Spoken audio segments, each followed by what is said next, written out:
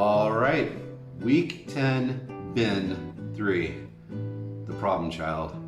It's been 2 weeks.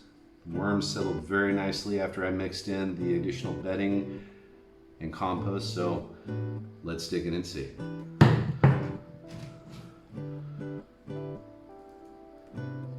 Okay, so just as with the previous bins, we've got a lot of condensation on top. We've even got some worms up here.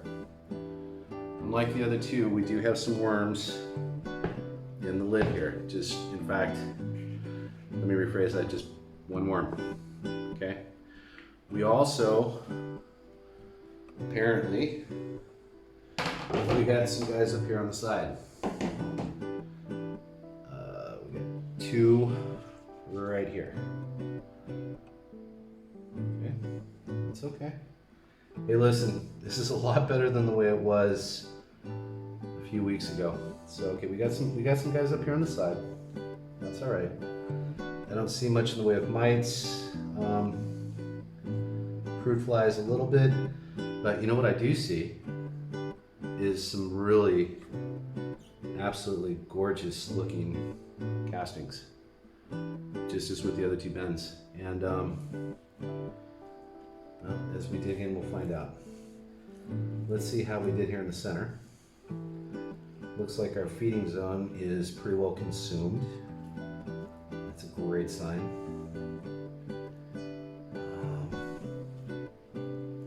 Yeah.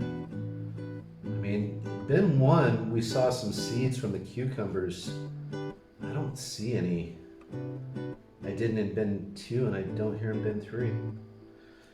All right, well, we know that they've eaten, and they definitely have been processing some castings for us, so let's take a look and see what we got going on here.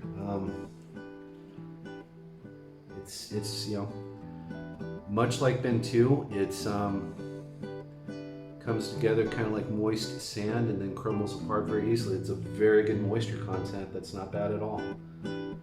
We definitely still have a lot of leaf materials in here, and as you can see, the worms are working on those materials very well. So let's dig in. See how our population is looking. Oh yeah, this makes me really happy. They're working on everything, and we've got a really nice looking population going on here. Wow. Yep. Nice worms here in bin 3. Really nice worms.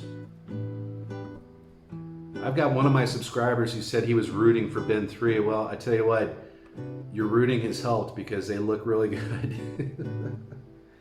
Wow, beautiful castings. It makes me so happy to see that just leaving them alone. Sometimes this is what you gotta do. You gotta not interfere. A lot of times we get tempted to think that we've got something that we've got to do to help the situation, and sometimes the best thing to do is just do nothing at all. This is beautiful stuff. It just needs to be dried out a little bit, and then we're going to put it to some really good use. But I just want to make sure it's not overly damp. Boy, bin 1 really is the dampest bin. Now, bins 2 and 3, there's been the most traffic up on the sides. As you can see, there's a lot of castings up here. But yeah, it's not too bad. No funky smells, nothing like that going on. Just really beautiful, healthy, happy worms. So that makes me happy. All right, let's go over here to the other side real fast. Just see how everybody's doing. I see small worms in here too, so that means. And it could very well be that they came in with the second batch, but we've got a really just a beautiful looking population of worms over here. This is really nice stuff. Yep. And they're all in the leaf material. They look really good. They look really healthy. Yeah, that makes me very happy. I'm happy for them. I'm happy for me. That I look to have some really great vermicast here. Holy cow, what a nice population. Beautiful.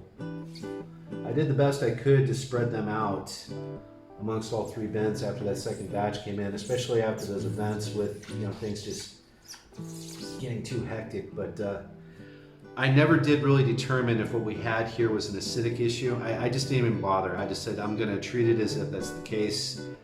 And you know, what I did is I added in a bunch of additional bedding, a lot of bedding, and it's nowhere to be found, and just additional compost, and that was it. And everybody looks happy and good, so things appear to have balanced out. I still think it was a low oxygen issue too, but they seem to have done pretty well these past couple of weeks, so I'm just happy to see things kind of getting back to normal.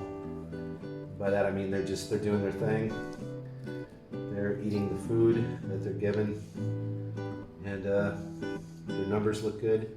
I don't feel as though there's really a whole lot that needs to be done. I just wanted to show you guys how they look. We're going to give them a feeding and we're going to get out of here. And just as I've said in the videos for bin 1 and 2, what we're going to do is we're going to eventually take the lids off these after week 11 and allow this to dry out a bit so I can start to harvest some of it. Let's get a feeding in place for them now.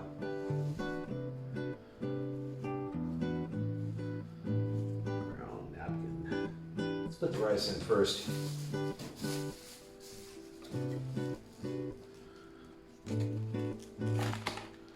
I know you guys are probably wondering, why do you bother with the rice with it potentially being such a problem? Well,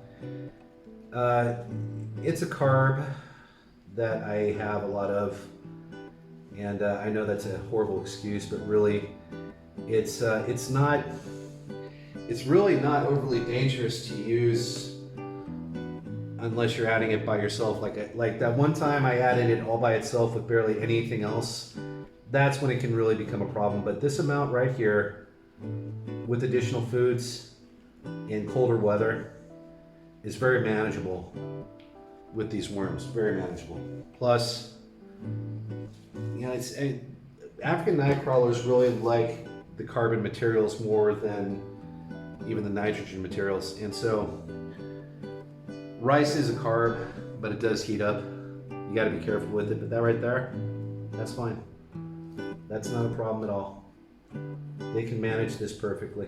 In fact, you may have seen, I mean, even the last video in week 7, that's what we did, is we added rice about this amount. So let me clean my hands off here a bit. One more napkin. A little bit. I do. I'll forward ahead of this so you guys don't have to see this nonsense. Sorry. Enough of that. Leaf material. Nice.